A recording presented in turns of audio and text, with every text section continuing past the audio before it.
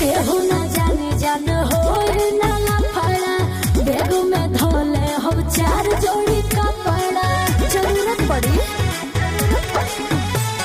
सुना हो हमार करेलू बड़ी प्यार, तू हमारा ला छोड़ देबू घर परिवार, कर धनी टिकट फलाइट आजे धर